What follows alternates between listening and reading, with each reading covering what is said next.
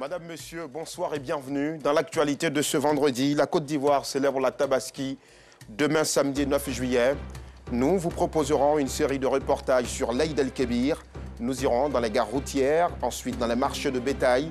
Puis enfin, nous nous intéresserons aux rites sacrés tels que pratiqués par Abraham et suivis par les fidèles musulmans.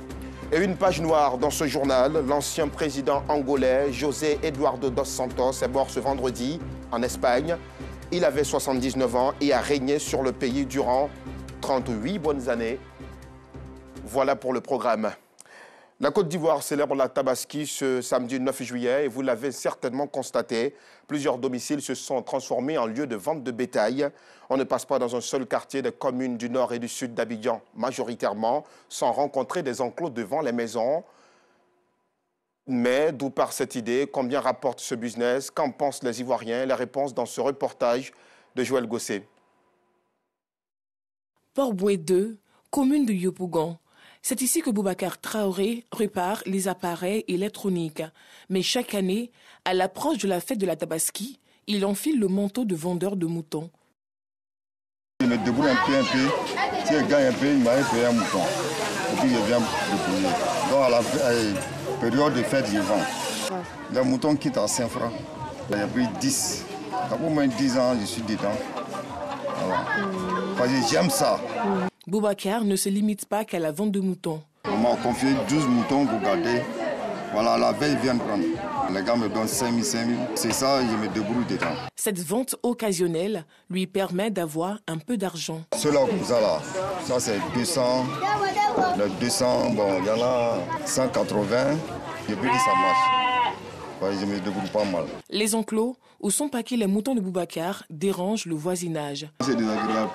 Avec les enfants qui circulent au milieu, là, bon, c'est pas du tout facile, mais au fait, c'est les animaux. Il y a un danger qui est là, même si le danger n'est pas imminent. Boubacar n'est pas le seul vendeur occasionnel de moutons. Ses deux frères vendent aussi leurs bêtes en bordure de route depuis 5 ans à l'approche de l'Aïd el-Kébir. Ils sont attachés devant nos portes.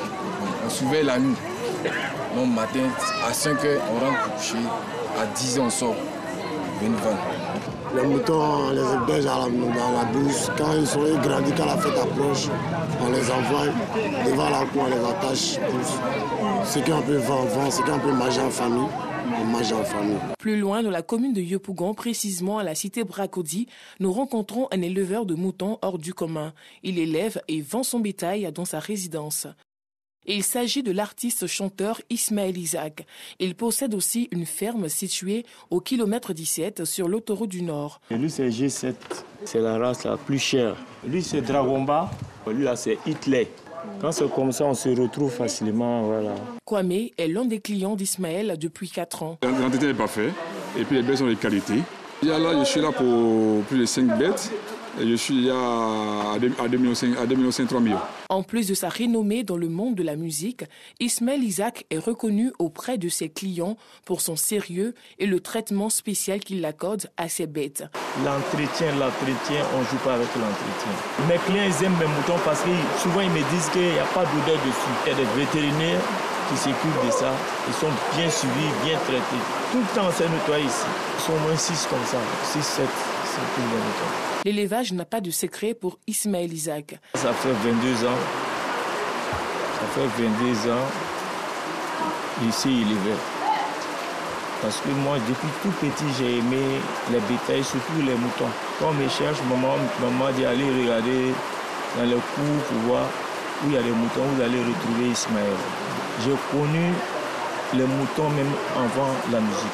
Que pense le voisinage de son activité? Ceux d'habitants nous répond. Il y a dans une grande cour, on ne voit même pas ces moutons. On ne sait même pas qu'on élève des moutons là-bas, sauf si on rentre. C'est pendant la Tabaski même qu'on sent qu'il y a l'élevage des moutons chez lui, parce que là, il y a beaucoup de clients qui viennent. La fête de l'Aïd el-Kébir s'annonce bien. Le pack à bétail gros de moutons et les petits vendeurs de moutons s'y mettent aussi pour satisfaire les acheteurs. Une période où ils se frottent les mains. Et cette pratique totalement inédite, découverte par nos équipes, à la veille de la Tabaski, les peuples du nord de la Côte d'Ivoire, majoritairement les Koyaka, les Maouka et les Odieneka, utilisent le fouet pour se frapper. Une façon pour eux d'exprimer leur joie en cette période de fête. Dans la commune d'Abobo, Kone Pargasoro Demadongui a rencontré des jeunes ressortissants du nord. Ils se sont donnés pour mission de perpétuer cette tradition. Voyons voir si Pargassoro s'est lui aussi fait fouetter. Gare routière d'Abobo ce vendredi 8 juillet, veille de la fête de la Tabaski. Ces jeunes fouets en main doivent se rendre dans leur village pour la célébration de l'Aïd el-Kébir, la grande fête de la communauté musulmane. Mais avant, ils doivent respecter une tradition, c'est frapper avec des fouets. C'est un moment traditionnel, on s'en va fêter au village. Voilà, c'est toujours comme ça quoi. Ouais, c'est bien chaos. On prend ça pour se chicoter, c'est amusement. Et ça se fait au village? Oui, on fait ici et puis on s'en va faire aussi au village. Cette tradition reçue de leurs parents se transmet selon eux de génération en génération. Une tradition qu'il faut perpétuer. Entre les jeunes, il n'y a pas vieux dedans en tout cas. Ça c'est pas toujours bien. Même à présent. Ces jeunes assurent, ces jeux de fouet tissés avec de la peau de bœuf qui annoncent la fête de la Tabaski n'a jamais blessé, heurté ni perturbé les relations entre les filles et fils des régions qui la pratiquent. Voilà, la Tabaski, ce n'est pas seulement le mouton, pas seulement la bouffe, c'est aussi et surtout un rite religieux le matin, appelé la prière de l'Aïd el-Kébir, entendez la prière de la grande fête, une prière à n'absolument pas manquer au regard de toute la portée religieuse, mais cette prière est aussi faite de symboles que le fidèle musulman doit obligatoirement connaître. Pour ceux qui les ignorent, pas de panique, l'imam Aboudraman Kamara nous explique tout dans ce reportage de Yacouba Koulibaly et Anicet Kona-Blessing. Nous sommes à la veille de la fête de la Tabaski. Si certains fidèles musulmans sont préoccupés par l'achat du mouton, d'autres sont à la recherche d'enseignements utiles pour la réussite de la prière de l'Aïd el-Kébir. Pour répondre à leurs préoccupations, l'imam Aboudraman Kamara de la mosquée Bilal de Grand Bassam se prononce sur le contexte de cette prière spéciale. L'origine même de l'immolation des bêtes pendant ces moments précis est venue par notre père Ibrahim alayhi salatu wassalam. Comment rattraper sa prière en cas de retard ou d'absence? L'imam Kamara donne des réponses. Celui qui vient en retard, qui trouve que les 2 rakats sont finis, cette personne-là, il peut faire sa prière de 2 rakats. Mais seulement, il n'a pas la mérite de la prière avec la jama'a. Il est bon que le musulman soit réconcilié, non seulement avec sa famille, mais avec les autres membres de la communauté. Une initiative de partage de connaissances saluée par des fidèles musulmans. Vraiment, l'imam nous a entretenus et on a été très heureux, personnellement été très heureux de son intervention. Je suis satisfait des enseignements de l'imam. Nous avons beaucoup appris. Nous allons les pratiquer. La réussite des rites de la prière de l'Aïd el-Kébir est méritoire pour tout fidèle musulman, selon l'imam Kamara. En attendant donc le 9 juillet 2022, jour de la célébration de la Tabaski, chaque fidèle musulman a le devoir de s'instruire sur ce rituel. Quoi de mieux que de passer la Tabaski en famille, entouré des siens? C'est d'ailleurs une obstination pour plusieurs Ivoiriens. Ils ont investi les gares routières ce matin, direction les villes de l'intérieur du pays, avec une prédominance au nord et au centre. Des voyageurs bloqués pourtant durant des heures aux différentes gares d'Abobo et d'Adjamé. Les compagnies de transport font face difficilement à cet afflux de voyageurs, comme nous le montrent Clarisse Kayala et Anicet Kona-Blessing. C'est le grand rendez-vous ce matin pour ces voyageurs. Ce lieu, situé dans la commune d'Abobo, n'est pas une gare, mais un lieu de rencontre de convois à la veille de la fête de la Tabaski prévue ce samedi 9 juillet 2022. Sortis de sa maison depuis 5 heures du matin, Sita et ses sœurs sont obligées d'attendre de longues heures avant d'espérer retrouver leur famille pour la fête. Depuis matin, on est ici à 6 heures, on a duré ici, il n'y a pas de voiture, on ne sait pas comment de faire. On est encore là, en tout cas on a ticket, mais on est encore là, on n'est pas encore parti. Pour les chauffeurs, ces longues heures d'attente sont dues à plusieurs raisons. Bon, à cause de l'embouteillage là, c'est un seul voyage, parce que tu ne peux pas partir avec l'embouteillage là. Tu nous vois peut-être c'est vers 15 heures comme ça, on va quitter. Normalement, le transport c'est 3500. Mais comme c'est la fête, on a dit de payer 5000 avant de les déposer. Autre commune, même ambiance. dans cette gare de la commune d'Adjamé, abritant des véhicules en partance pour la ville d'Odiné, les passagers en file indienne, avec des sacs de voyage à même le sol. Certains assis sur leurs affaires attendent les véhicules de transport qui se font rares à un jour de la Tabaski. Depuis hier, on a demandé ticket. On est venu, un ticket qu'on a eu là, c'est jusqu'à 16h. C'est embouteillé, on peut arriver à 1h même. Ces périodes de fête sont aussi des moments juteux pour les syndicats et chauffeurs, même si le coût du transport n'a connu aucune augmentation dans cette gare. Non, mais en fait, c'est pas comme ça, parce que ça marche. Donc quand ça marche là, il y a le nombre de camions, il y a plus de camions qui vont en convoi. Donc le peu qui reste à nous là, on est obligé de travailler avec eux. La Tabaski, prévue ce samedi, les fidèles musulmans engagés dans les préparatifs désirent se donner les moyens de passer de bons moments avec leurs différentes familles. Une centaine de béliers et une dizaine de bœufs offerts aux guides religieux, aux veuves et aux familles à faible revenu de la commune d'Anyama. Ce don de l'honorable Ibrahim Diakité, député d'Anyama commune, vise à apporter le sourire et de la joie aux populations de la cité. À cette occasion, des prières et des bénédictions ont aussi été formulées pour la stabilité de la Côte d'Ivoire. Parga se reconnaît Demadongui.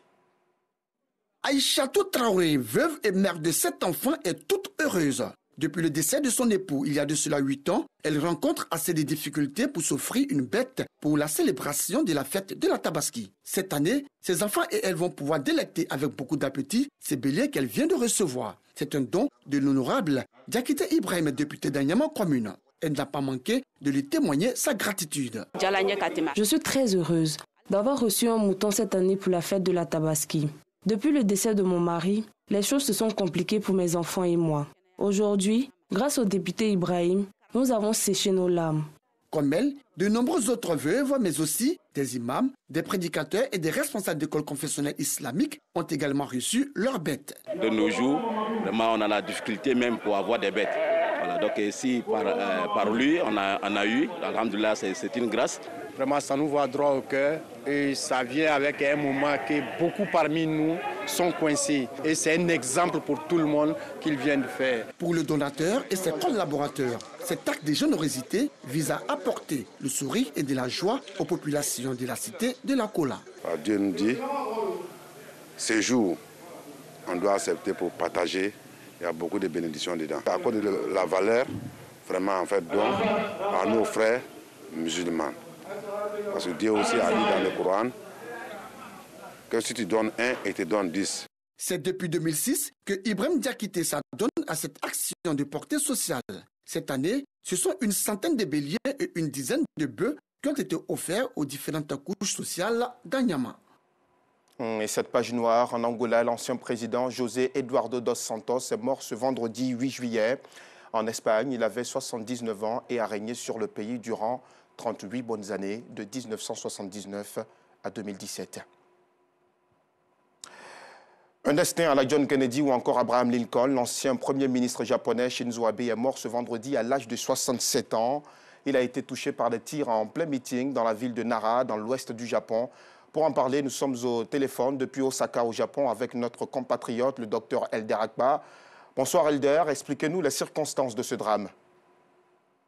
Bonsoir, M. Alassane Drabo. Alors aujourd'hui, 11h30 heure japonaise, c'est-à-dire 2h du matin en Côte d'Ivoire à Abidjan. Il y a le Premier ministre, l'ancien Premier ministre japonais, M. Shinzo Abe, qui s'est rendu dans la ville de Nara. Il faut dire que Nara, c'est une petite ville du Japon, ancienne première capitale du Japon, et vraiment une ville paisible, une ville calme et tout.